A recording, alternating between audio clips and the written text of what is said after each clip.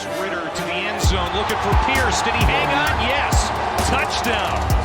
Major back as I've been around. Here he goes again. Busts free. Jerome Ford down the sideline. Foot race. House call. Touchdown. 79 yards. Big one in the Peach Bowl. This is a big one too. And it's going to go all the way to the house on the first play from scrimmage.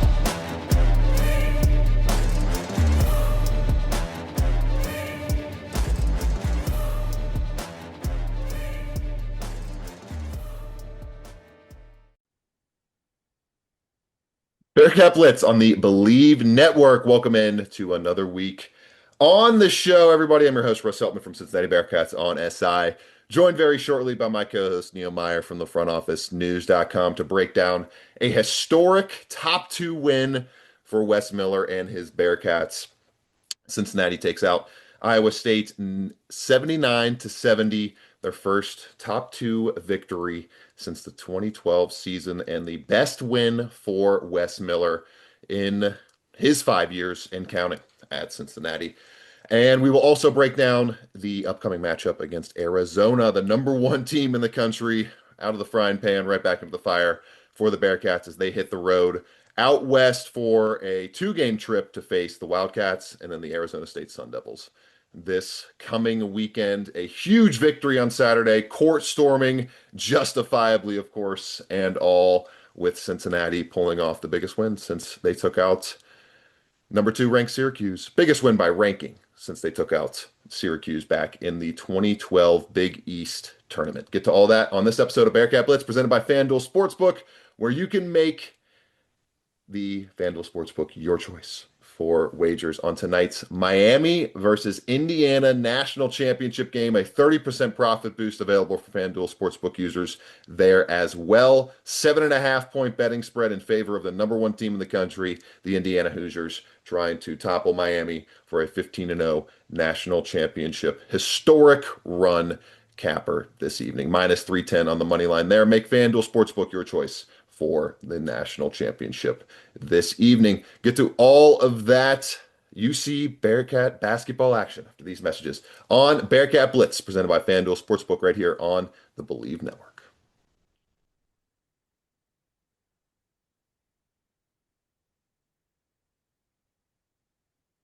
Neil, what a win on Saturday for Wes Miller's Bearcats. They are starting to turn this Titanic around a little bit, avoiding some icebergs here as we get deeper into Big 12 play. A huge victory, 79-70 over the Iowa State Cyclones. A little bit of a reeling Cyclones team now who didn't ever gain control of this game and faced a really disciplined and complete showing from the Cincinnati Bearcats. 19 points from Day Thomas, 15 points from Jizzle James, just 3 turnovers total from those 2 players across 57 minutes or 56 minutes combined from them of court time. Sincere Harris pitched in on the offensive end with 12 points. You had a complete game from Baba Miller, 8 points, 12 rebounds, 4 assists, 2 blocks, and a steal, plus just solid shooting when you needed it most from a guy like Jalen Celestine. 4 of 10, all of those shots from outside, made the most threes in this game and showed why Cincinnati wanted to get that sharpshooter in the fold, a veteran sharpshooter at that, to be able to make some key plays in games like this. Neil, Cincinnati is playing a lot better basketball over the last week after an 0-3 start in Big 12 play. They are 2-3 now and trending up heading into a really difficult road trip against Arizona and Arizona State over the next week. Yeah, Russ, and most importantly, Cincinnati played its best game of the season on Saturday, but just like Jacob Evans said on social media, paper bag that, right? I mean, the fans were wanting to pull off some shenanigans and what was stupid in my opinion, but since then, Cincinnati has played their best basketball of the season, and it was great to see all the fans, the former players, come out and support. I know Alex Meacham, a couple others, Jamal Lucas, the Jordan Brand rep, was in attendance as well for this matchup. So great to see a lot of former players and a former alum come back to Cincinnati for this one. I know Wes Miller even said some former players were on the court for the fans storming after that. So huge for the fans to get this one, but also huge for Wes to get this win. I mean, he's been great to us, and you could see the monkey come off his back a little bit when things went well for Cincinnati on Saturday. But Russ, when we talk about this game, let's give Sincere Harris some credit here because he absolutely locked up Tamin Lipsey. And we saw the clip of Evan Tangenstall mic'd up calling him Mr. 94 feet. I don't think Tamin Lipsey has had a guy guard him 94 feet this year like Sincere Harris did right off the rip. And that set the tone and the standard for this one, in my opinion, because Tamin Lipsey was averaging 6 assists a game, and they did. Sincere Harris just locked him down completely on No fast Saturday. break ability from Taman in this game, hmm as And evidenced by 2 points in the fast break from Iowa State.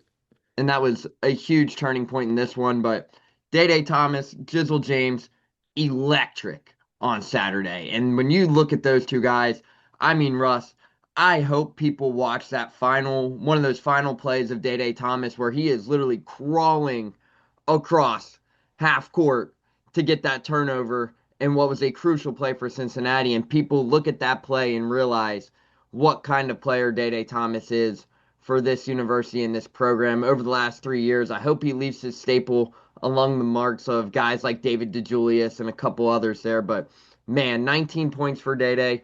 Jizzle James was electric as well. He had a very efficient 50% from the field shooting night with 15 points, but Russ, one turnover. And I mean, when you have a relentless defense in Iowa State hounding you time and time and time again, I mean, they were sending 2 to 3 different actions before Cincinnati could even start their offense, and Jizzle James was electric on Saturday. Cincinnati just 8 turnovers to Iowa State 17, I believe. So that is huge, huge in this matchup. So 8 to Cincinnati, 12, but yeah, it well, was an advantage okay. for sure. But yeah, so you look down at this, that is huge because in these matchups, Russ, you and I spoke about it. You were going to need to win the boards and you were going to need to limit the turnovers. And what did Cincinnati do in that matchup? They did exactly that. Plus Jalen 11 if you factor in both together, right? And then Jalen Celestine, Russ, let's talk about it. That opening segment, when things could have went ugly for Cincinnati, down 8-5. I mean, you bring in the sharpshooter off the bench, and he just let that thing fly. It was like heat check after heat check after heat check. He knocks his first three down. Fifth, third goes nuts, and it was just great to see it. Now he did kind of slow down in the second half, but man, that was a great performance from Jalen Celestine. But Russ, we got to talk about the player of the game here. Milan Momcilovic, I don't think we have ever seen a shooting clinic like what we saw on That was like Saturday. Madsen last year, it felt like. What did Madsen hit? Like he hit I think around 8 or 9 threes, didn't he? Something like that. Yeah, but It felt like that. It was that red hot was it Mason Madsen? Is that what it was last year? it was Yeah. Gabe. It was Gabe Gabe. Madsen. I get them all. I always get them confused. But yeah, it was crazy, Neil. I mean, he was, especially down the stretch. It was kind of weird because they had extended it to 9, and then he just kept cutting it to 6 each time with a three. But it never felt like they were gonna be like, oh, like completely changing the game threes. But he dropped 34, and it's impressive, Neil, that Well, it never felt like the 34 was gonna overtake or overwhelm Cincinnati's ability to pull this thing off.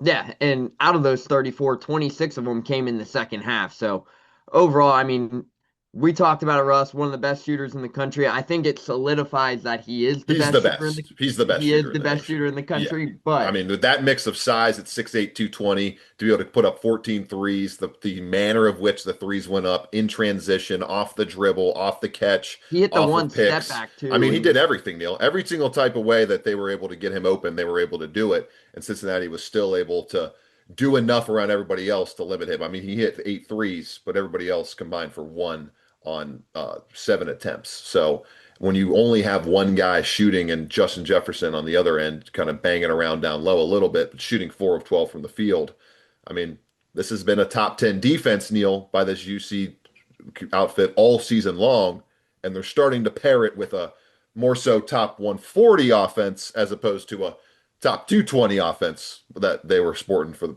first 12 to 13 games of the season. yeah, absolutely. When you look at the defensive efforts here, we talk about Sincere Harris and Day Thomas, but Keyshawn Tillery came in and played some big time moments in this game, a career He high did. 19 He had one minutes. of his best games of the season, I would say, for sure, for Keyshawn. And when you rewatch the game, if you for the listeners who haven't, I would highly recommend doing so and honing in on Keyshawn Tillery because there was some of those plays where you look like where he flashed and you look back on it and was like, Keyshawn's going to be a hell of a player for Cincinnati in the future because when Day Thomas goes down with foul trouble, Sincere Harris goes down in foul trouble. They're already without Kirk Carissa still, so that forced Wes Miller's hand to playing a freshman in a big time game versus the number 2 team in the country to come in there and have that mentality, Russ, to get those turnovers, to play that relentless defense on Tamin Lipsey and some of those other point guards for Iowa State. That was huge for Cincinnati, and that was huge for Keyshawn's development as well. But Russ, that defensive effort for Cincinnati was was vital. I mean, they were disrupting so many passing lanes. Eight It it steals. it seems like they were getting deflections on just about every possession. I know in the Colorado game, I think Wes Miller said how they tracked it. They had 22 deflections in the first half.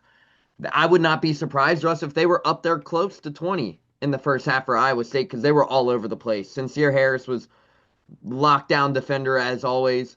Keyshawn Tillery, Day Thomas, Dizzle James as well. Baba Miller was fantastic. You mentioned him earlier too, Russ, with the 12 points, 8 rebounds. But the key to Baba Miller's game that you and I were talking about was his ability to pass the ball as well, Russ, because there was 4 or 5 Yeah, led different. the team in assists with four of their There 15 was a assists. couple of those where he's double teamed on the right wing and he gets you that over the shoulder cross court pass for a wide open three.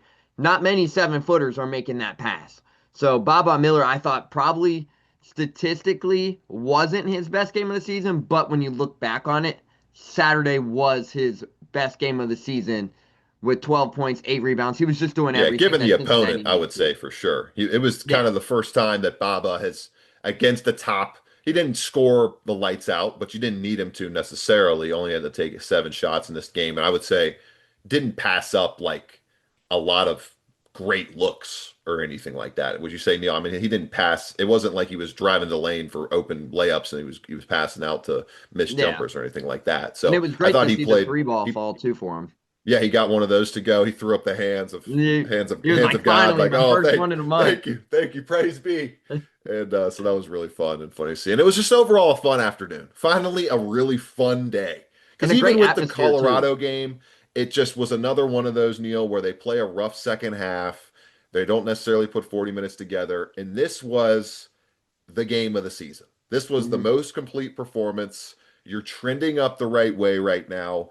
It might be too little too late at 10-8 overall, needing still likely to only post one loss the rest of the conference slate to make a strong case without a deep conference tournament run to go into the NCAA tournament. But it's game to game at this point. You take him as you take him as you get him. You'll take a top 2 win any day of the week, especially to inject some energy into this program, into a fan base that was loud, packed, amped up, stormed the court. That was awesome to see. And I mean, really the first ranked court storming that they've been able to enjoy since the Wes Miller tenure. I mean, has it? They haven't beat a They ranked had the team at home they had the in the. TCU win last year where they did it, Was that where they were ranked? like Were they? I think they were 23 20. or something like Were they that. right inside the top 25? Okay, so they was right there. So no, nothing close to a top 10 or top 2 or play or caliber of victory like this. So it's just really cool to see, really awesome for the players, the fans, everybody to get that experience. And it was just a fun overall Saturday, Neil. I mean, the first top 2 win at home since you and I were negative 30. 1967 was the last time that Cincinnati beat a team within the top 2 of the AP poll inside of their home building. So all in all, just recognizing the history, really cool to see, and maybe just maybe something that Cincinnati can parlay into a much needed 8, 9, 10 game winning streak. And if you post 2 wins this week, Neil, you're going to be really turning some heads at that point. Yeah. And Russ, before we talk about that too, what would you rate the execution of the court storm? Obviously, it kind of It dwindled was a down, but little, it was a little muted because it's not like a game winner or anything like that where it's like, oh my God, we gotta go. it kind of took a It's, second for them to get I out mean, there there was too. what, Neil, one lead change. They were tied for a total of 1 minute 18 seconds in this game, and UC led for 33 and a half of the 40 minutes. So I mean, they controlled the game the whole time. It's not like there was this all the buzzer giant beater. kind of build up or bomb explosion that you could kind of go off of in terms of the end of the game being super exciting. It got a little tight there, but it was just mostly a free throw fest at the end. Yeah, but to see the fans rush the court, that was great. To see Sincere Harris in the videos and the clips of him like Yeah. jumping around and embrace with everyone, that was cool to see as well. Day Day Thomas got hounded, that was cool.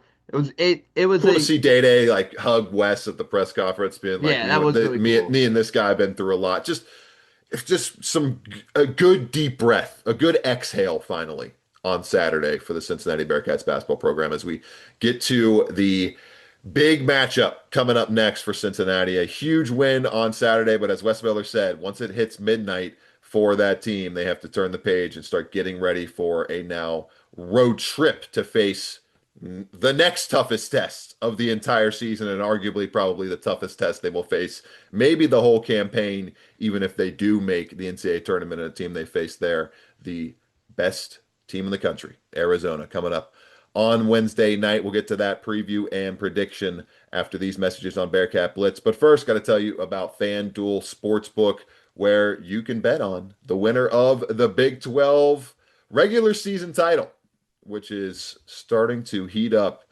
across the first few weeks of the conference slate. Arizona now a minus odds favorite to win the overall regular season crown at minus 110 on FanDuel Sportsbook, followed by Houston at plus 165, BYU, Iowa State among the other top odds at 10 to 1 there. Then it drops to Texas Tech at 25 to 1. And Cincinnati tied for the lowest odds among almost 10 teams at this point with 400 to 1 their number to win the Big 12 this season at 2-3 overall. Would be a major historic feat if that happens for the Cincinnati Bearcats with those numbers. But a lot of good numbers there nonetheless for you to take a look at on FanDuel Sportsbook's Big 12 Conference regular season winner odds slate. Head there today and make your wagers with FanDuel Sportsbook. We'll take a quick break here on the show, and we'll get to the back half of things, including a preview and prediction for Arizona, the number one ranked team in the country. UC heading to face them on Wednesday night.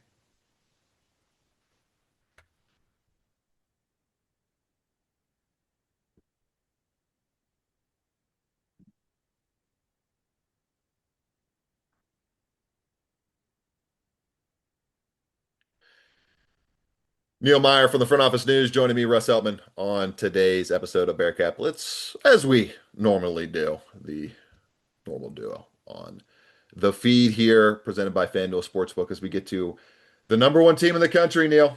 One of the best teams overall, as Cincinnati has risen from outside the top 100 in the net just a couple weeks ago to 70 overall in the net rankings, facing the number three team in those numbers and the number one team in the AP poll, Arizona, on Wednesday night.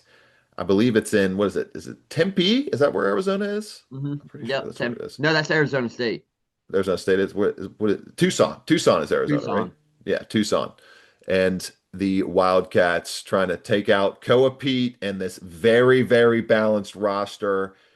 Likely going to be double-digit underdogs in this game. I'll be shocked if they're not on the betting line between Arizona and Cincinnati when you head to FanDuel Sportsbook once those numbers come available. Arizona, Neil, a strong outfit to say the least. 91.4% estimated favorite on ESPN's matchup predictor. They are expected to win 91.4% of the time, led by guard Koa Pete, a very efficient player, 14.7 points per game. They are 5-0 overall in the Big 12, 18-0 on the season, and Tommy Lloyd is building a juggernaut here. 90.6 points per game, 69.3 points per game allowed. They, as I mentioned, are led by Koa Pete at 14.7 points per game, 6'8" forward Koa Pete. Led Bloom's guard, missing my mistake there. Also led, you could argue just as much a leading man here, Braden Berries, freshman guard, two freshmen here, Neil, that are just ripping apart the Big 12 so far this season. Burry's 14.3 points per game, 4.1 rebounds, 2.4 assists, to Pete's 4.7 points, 5.8 rebounds, 2.8 assists. They have five different players, Neil, averaging at least 10 points per game, seven averaging at least 9.1 points per game.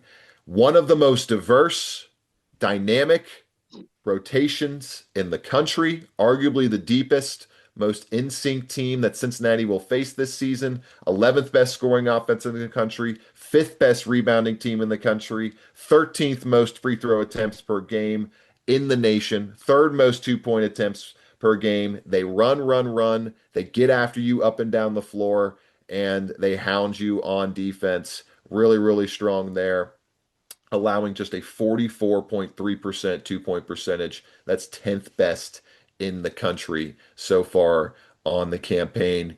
Neil, this is going to be a crazy daunting test after beating, yes, the number 2 ranked team in the country, Iowa State, but an Iowa State team, Neil, that is obviously not playing as well as this Arizona State team is playing. Yeah, Russ, and when you look down at Arizona, obviously you mentioned Koa Pete, one of the best freshmen in all of college basketball right now. He's leading the way at averaging nearly 15 points and 6 boards a game, but he has been lights out for Arizona and Tommy Lloyd this year as a freshman. Had big expectations for him, but then he elects to stay home and play for his hometown school in Arizona. So overall, he is going to be the player to watch in this matchup. But you mentioned a guy like Braden Berries. And then as well, you look down at this team. This team's so diverse, right? You have Jaden Bradley there in the backcourt as well, who's one of the most experienced point guards and combo guards within the Big 12. So overall, he is another guy that could really stand out. He just dropped 25 versus UCF the other night, but you look down, he is shooting 44% or 46% from three, 15 points per game, averaging 4 rebounds, but is very good with the ball in his hands, 82 assists on the season, so roughly probably close to about 3 assists a game as well. So very dynamic guard there. And then you have the big fella, Toby Awaka, in the paint. 6'9", 260-pound bruiser for Arizona, who's averaging a near double-double as well, nearly 11 points and 10 rebounds a game.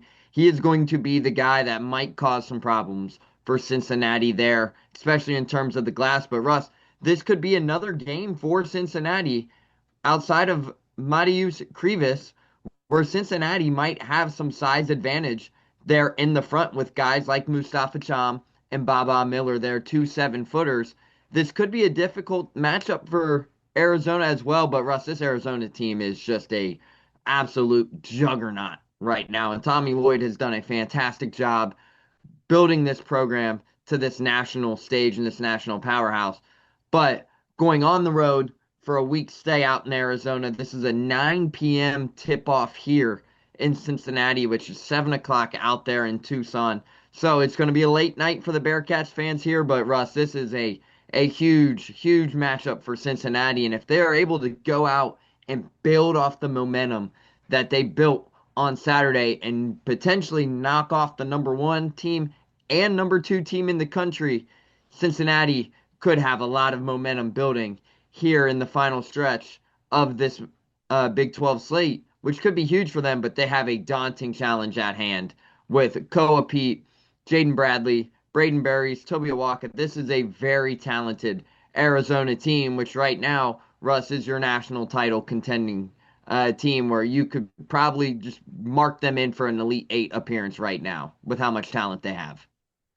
Yeah, they're loaded now. They're very loaded, and that's why I I think they'll keep it close again. I really do. I think the Bearcats will keep it close. Like they've been playing a lot better, and we'll touch on that right now and probably dive into a little bit more on the midweek show after they play Arizona, just based on we could really dive into it because we'll get another great sample size addition with a solid opponent, one of the best opponents that you could add to that sample size of how well UC has been playing. But over the last 10 games, Neil, much better. When you look at Cincinnati overall in the season, 195th in adjusted offensive efficiency on Bartorovic, sixth best defense. And over the last 10, that offensive efficiency jumps to 139th and the defense drops to just 10th. So that's a lot better. You can work a lot more games out with that number. You can get out of more crunch time scenarios like they were able to avoid for the most part against Iowa State on Saturday. You did enter crunch time in the beginning of it in the final 5 minutes there, but Dede Thomas and Jizzle James were able to slam the door shut and be those guys, those go-to answers in the final 5 minutes from the guard position to keep the distance wide enough for Milos Momcilovic to not really come into play there at the end. But they're playing a lot better. They're playing like a team that I think can keep it within 10 on the road against Arizona. But I don't think they're going to beat this Arizona team. They're just so diverse, and a team in Arizona that, Neil, is not going to shoot, I would say, 62 or 63% from the free throw line like Iowa State did. Ironically, what did we say last week? The only thing Iowa State doesn't do very well is shoot free throws. And that was their biggest opportunity in this game against UC, Neil, taking 27 and missing 10 of those. They cost themselves the ability to really, at the end of this game, come up with some crunch time possessions where they were within one or two shots of winning because of that inability to hit their free throws. Arizona State, very, very good at making free throws, 73.7%. Not very, very good. That's 126, but in the top third of the country. And they average some of the most in the nation. So Cincinnati, I mean, if they give up close to 30, 32 free throws in this game, it's going to be death knell for sure. And overall, there's just not any weakness for me to look at here that Cincinnati can tap into. Their three-point defense has been really good so far this season, but that's not something that Arizona relies on in the slightest. They're one of the least prolific three-point shooting teams in the country, taking just 17.1 per game, but they hit them very well, shooting very few of them, 36.5% on the season. So not something that Cincinnati can really tap into there. And then just the rebounding. Like, they are going to, despite what you brought up, Neil, with the size advantage, they are coached so well. The fundamentals are so strong box out wise for this team that, especially at home, I think they're gonna be really advantageous on that aspect of the game and get the rebounds off the schneid and off the glass pretty easily against Cincinnati outside of Baba Miller. So give me Arizona here with that paced up attack, 26th fastest tempo in the country. I think we'll see some points here, 85-78 over the Bearcats in this contest. What do you got, Neil? Yeah, I'm going to go right there with you too. Obviously, Arizona is a team that comes in averaging nearly 91 points a game. I'm going to roll with the Wildcats here in this one. Give me 84-76 in favor of Cincinnati. So we're going to be, or in favor of Arizona. So we're going to be very close here, Russ, in our predictions again, like always. But Arizona, hey, we've been pretty good this year. I mean, obviously, the people could have picked the cover with us. Obviously, we didn't get the Iowa State outright win, right? But I don't know anybody that picked Iowa State overall. So it's been pretty solid on the outright predictions. But continue, Neil. Sorry, yeah, I think in this matchup, I think Arizona just has too much talent there in the backcourt and so much versatility.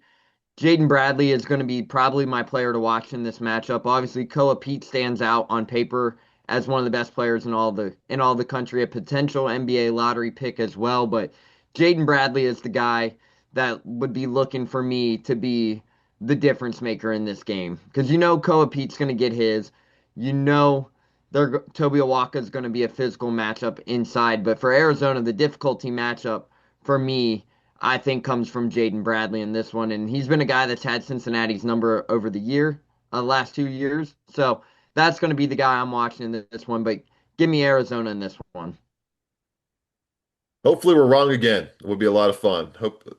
Hopefully we can cover 2 consecutive 1-2 wins in Cincinnati Bearcats basketball history. Oddly enough, 2012 also the last time that Cincinnati won multiple top 10 outings in the same season. So a lot of fun that season. It hasn't been that fun this season, but a ton of fun Saturday, and maybe just a little bit more magic continues on Wednesday night. We'll see if they can at least keep it close and continue to post strong improvement compared to how they have started the 2025-26 season. Showing a lot better in the last 10 days or so. For Neil Meyer, I'm Russ Eltman. This has been Bearcat Blitz.